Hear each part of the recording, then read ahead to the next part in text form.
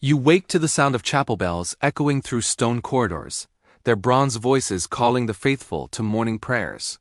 The year is 1491 AD, and you are a lady in waiting to the most powerful woman in Christendom, Isabella, the First of Castile, Queen of Spain.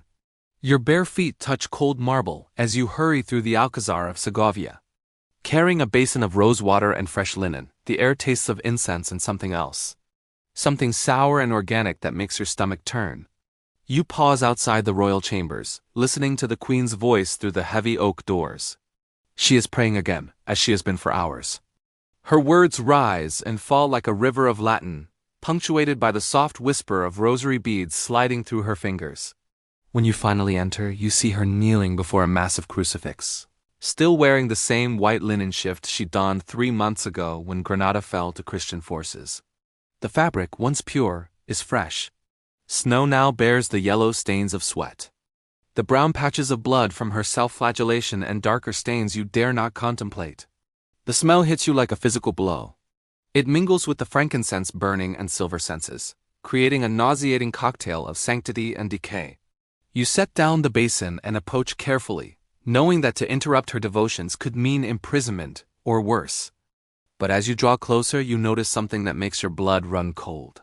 Tiny dark specks move across the stained fabric, fleas dozens of them, living and breathing in the folds of her unwashed garments before diving into these forgotten stories of survival and suffering.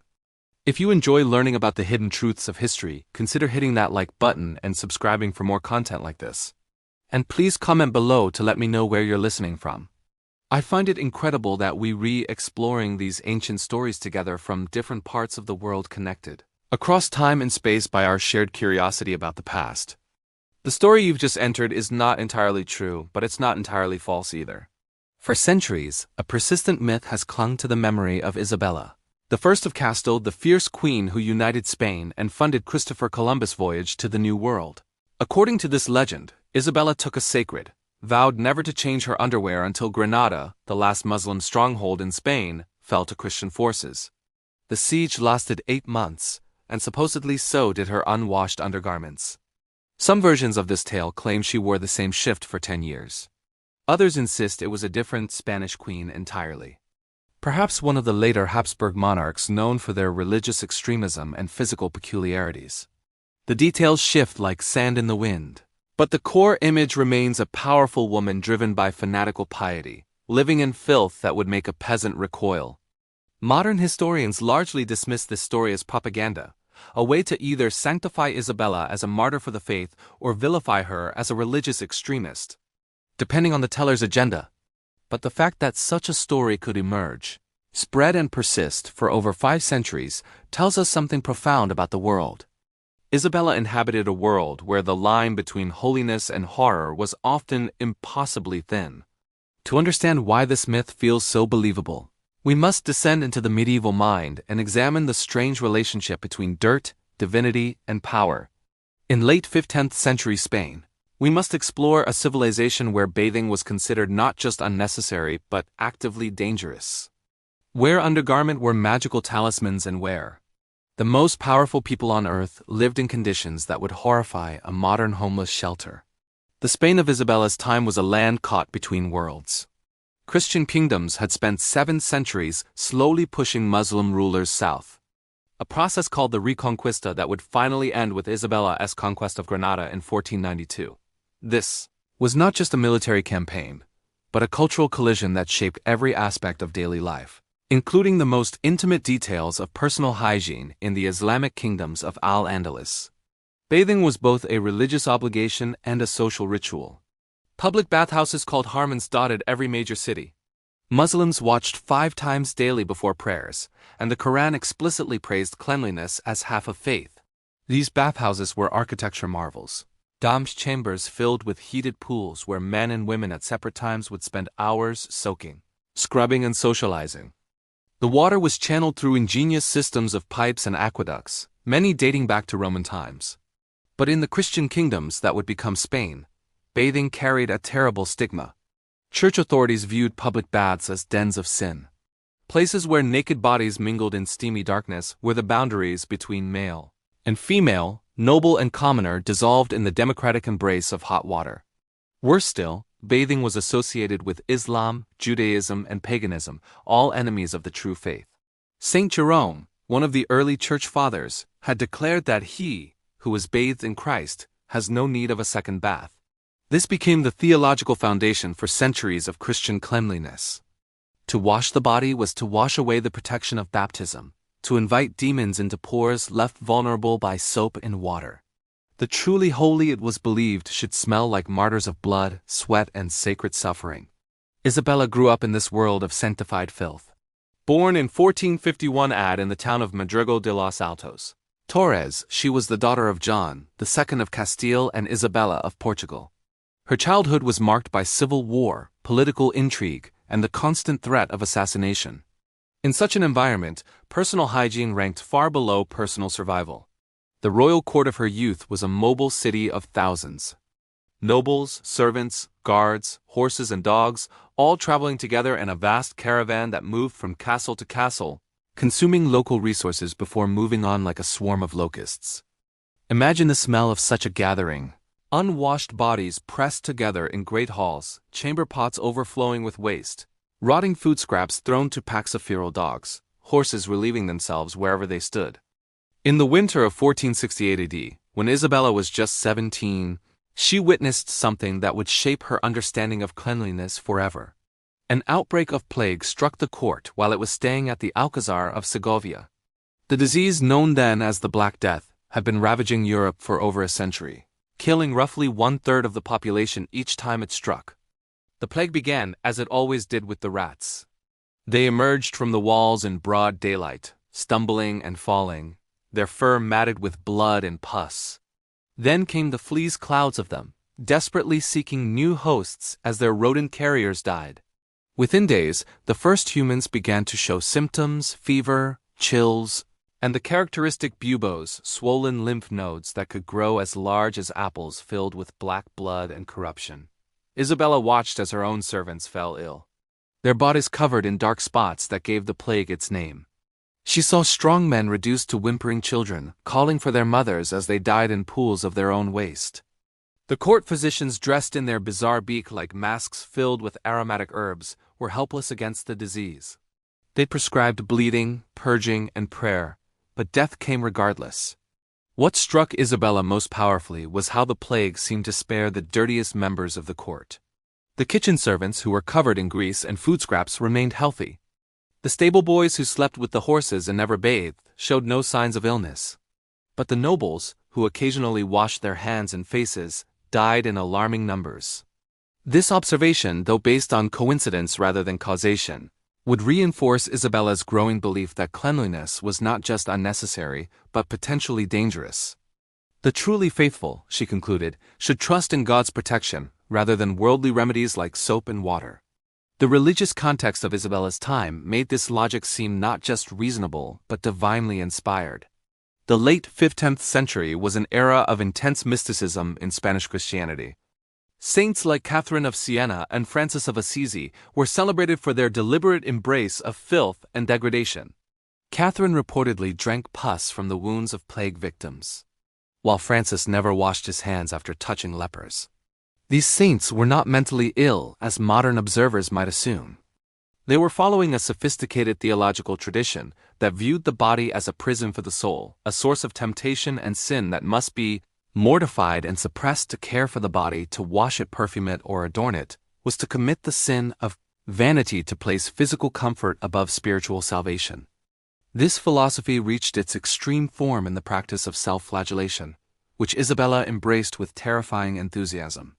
3 times weekly she would lock herself in a private chapel and, stripped to the waist, using a whip made of knotted cords, she would beat her back and shoulders until blood ran down her skin, mixing with the accumulated dirt and sweat of weeks without bathing. The physical pain was only part of the ritual. The psychological effect was equally important. By making her body a source of agony rather than pleasure, Isabella believed she was drawing closer to Christ, who had suffered on the cross for humanity's sins.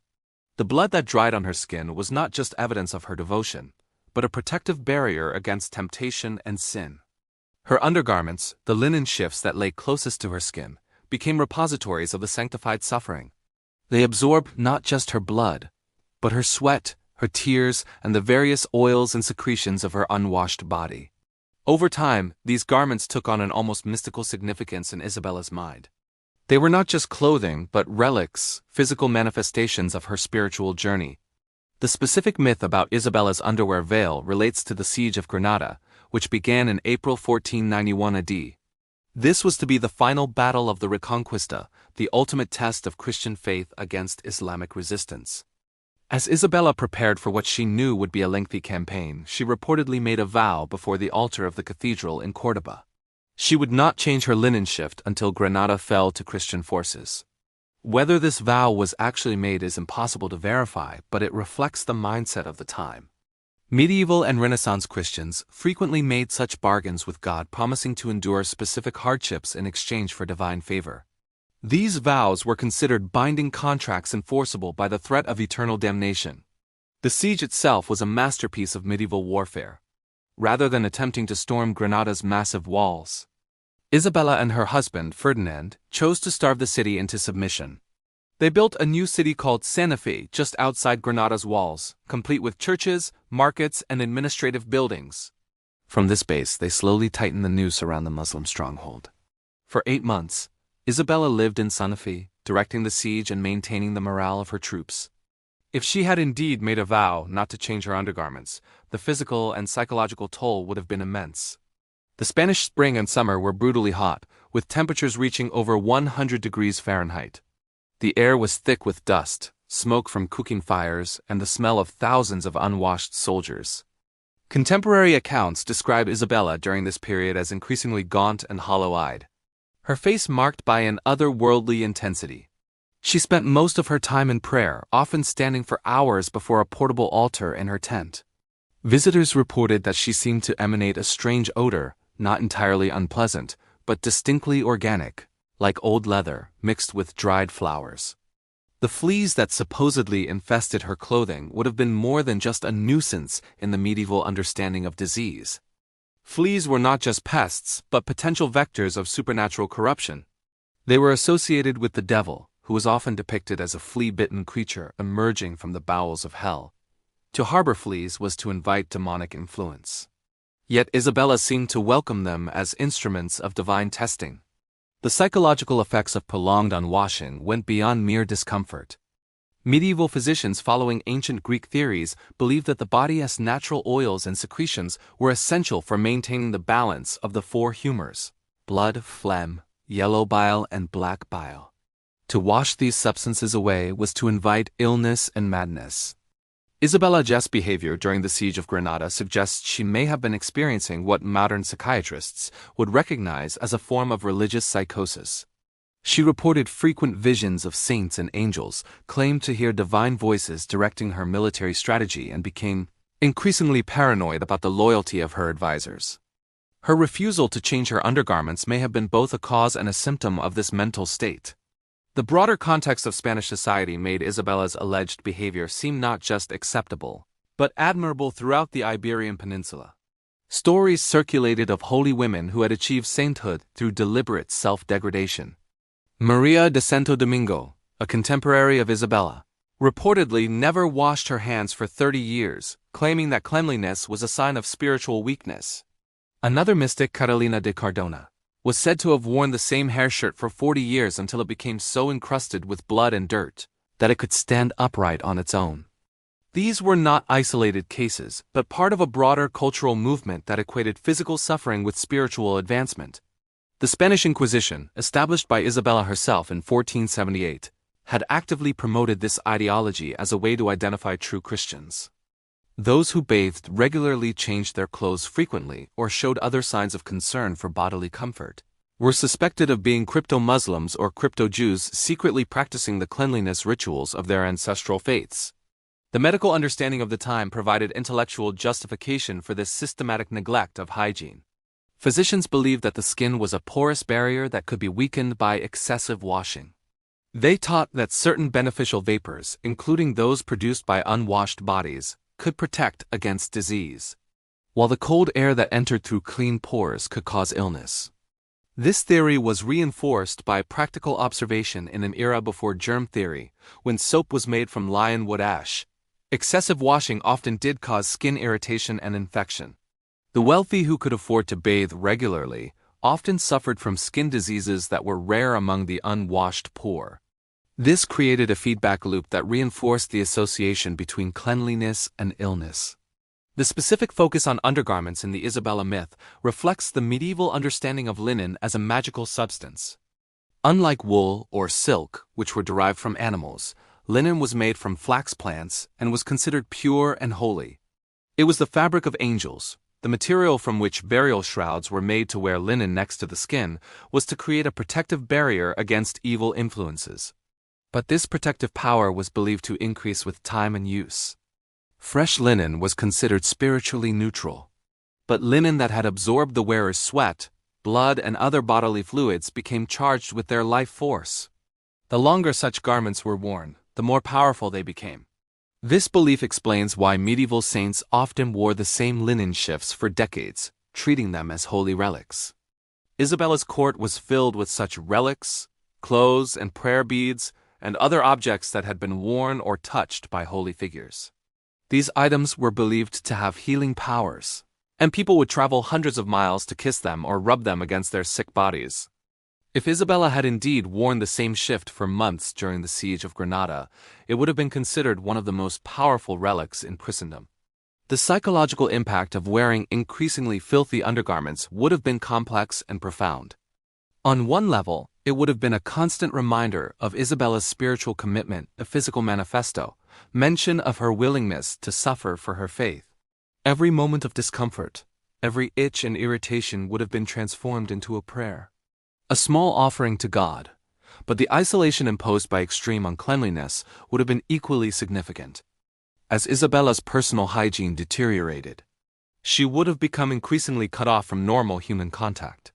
Only the most devoted servants would have been willing to attend her closely, and even they would have struggled to hide their revulsion. This isolation would have intensified her already strong tendency toward mysticism and paranoia. The fleas that allegedly infested her clothing would have added another layer of psychological torment. Medieval people believed that fleas were miniature demons sent by Satan to torment the faithful. Each bite would have been interpreted as a spiritual test, a battle between good and evil fought on the battlefield of Isabella's body. The fact that she endured this torment without complaint would have been seen as evidence of her sanctity. The broader implications of Isabella's alleged behavior extended far beyond her personal, spiritual journey as queen of the most powerful nation in Europe. Her actions and appearance set standards for the entire Spanish court. If she refused to change her undergarment, it became fashionable, or at least acceptable for her nobles to follow suit. Contemporary accounts from foreign ambassadors describe the Spanish court as uniquely malodorous, even by medieval standards. The Venetian ambassador, Pietro Maria di Angora, wrote in 1491 AD that approaching the Spanish royal presence required great fortitude of spirit and strong stomach. While the French envoy Philip to commoners noted that Spanish nobles seemed to wear their unwashed state as a badge of honor, this cultural acceptance of extreme uncleanness had practical consequences that extended far beyond matters of personal comfort. The Spanish court became a breeding ground for diseases that were rare in other European kingdoms. Skin conditions, intestinal parasites, and respiratory infections flourished in an environment where basic hygiene was actively discouraged. The fleas that supposedly lived in Isabella's clothing were not just a personal affliction, but a potential threat to public health. Medieval fleas were vectors for bubonic plague, and a single infested individual could trigger an epidemic that might kill thousands. The fact that Isabella survived her alleged ordeal may have been due to luck, divine intervention, or simply the biological reality that some people have natural resistance to flea-borne diseases. The siege of Granada finally ended on January, when the Muslim leader Bobadilla surrendered the city to Isabella and Ferdinand. And according to the myth, this was the moment when Isabella finally changed her undergarments. After 8 months of continuous wear, the garments she removed were supposedly so stiff with accumulated filth that they could stand upright without support, like a suit of armor made from human secretions? Whether this detail is true or not, The fall of Granada did mark a turning point in Isabella's life and reign, with the Reconquista complete. She could turn her attention to other matters, including the support of Christopher Columbus' voyage to the New World, which would depart just 8 months later.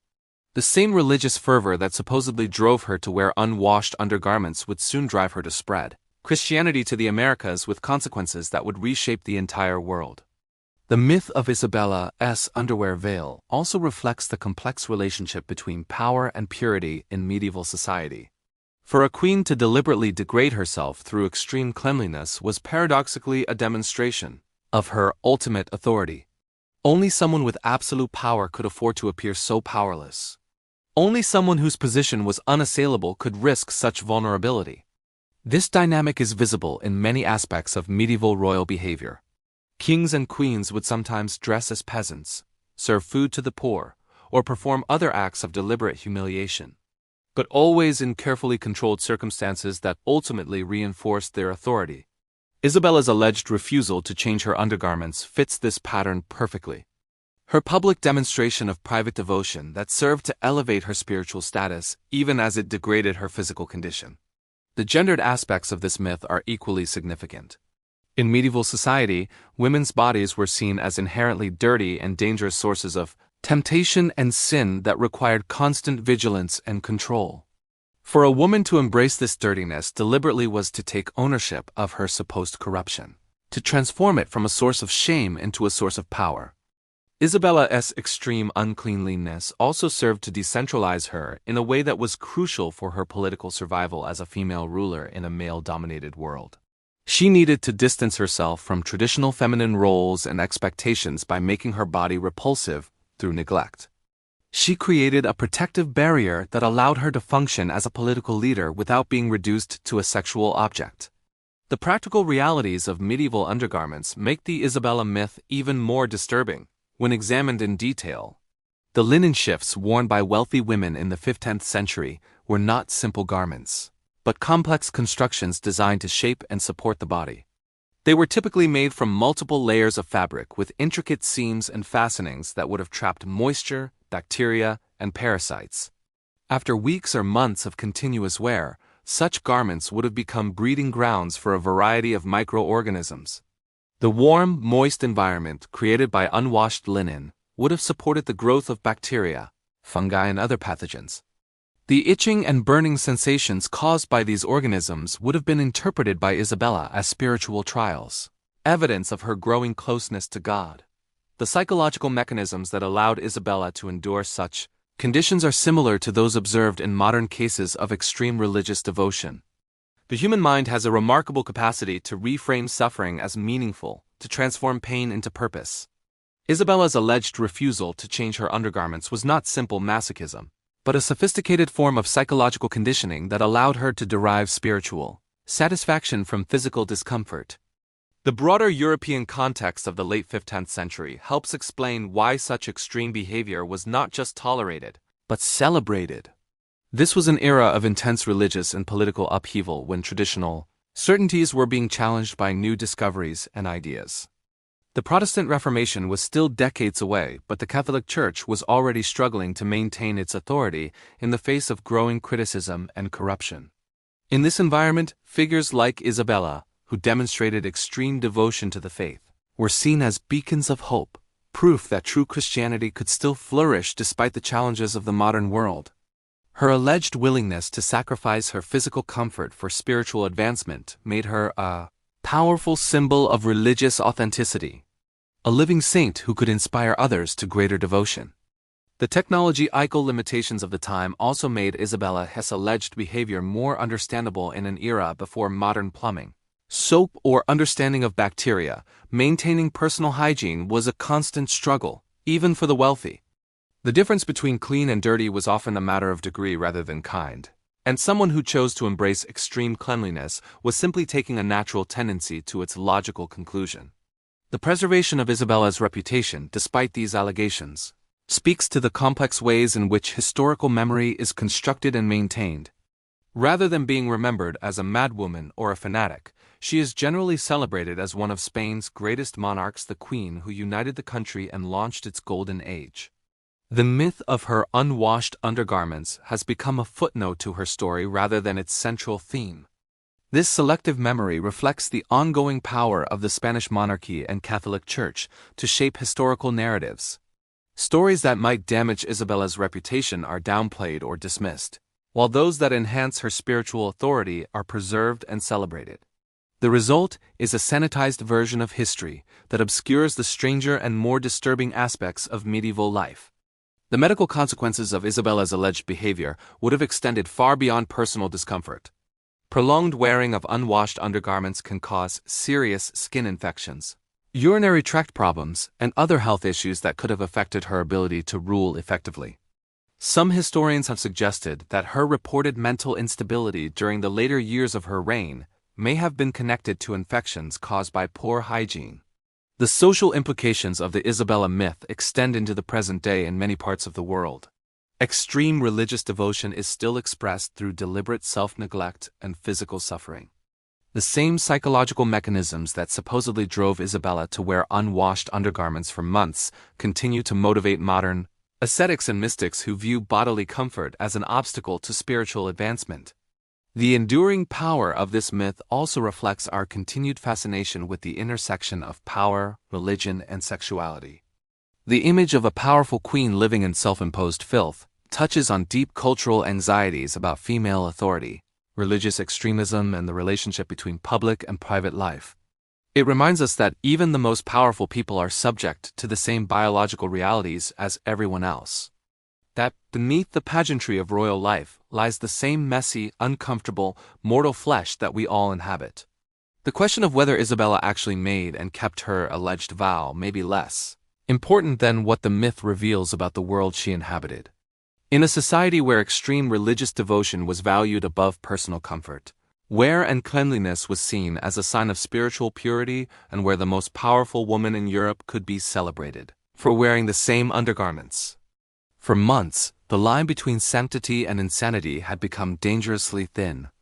As dawn breaks over the Alhambra in Granada, 5 centuries after Isabella's supposed triumph, the morning light reveals a city transformed. The fountains that once fed the Islamic baths now water Christian gardens. The geometric patterns that once adorned the walls have been replaced by crosses and saints.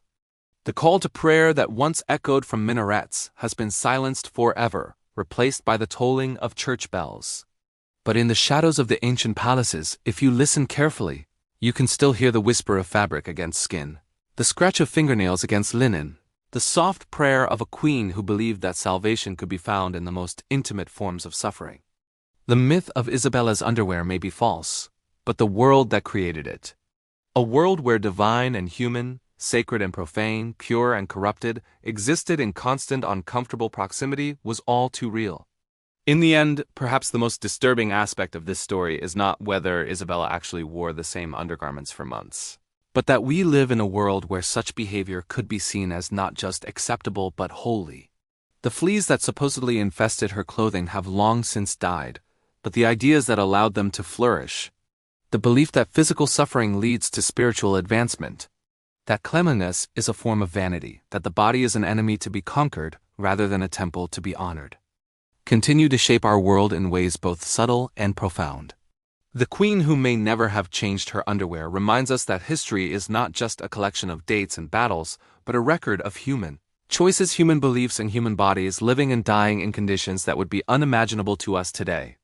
Her story, whether true or false, opens a window into a world where the most powerful woman in Europe could be celebrated for embracing the very conditions that would horrify us today, and where the line between devotion and degradation was drawn not by reason or comfort, but by faith alone.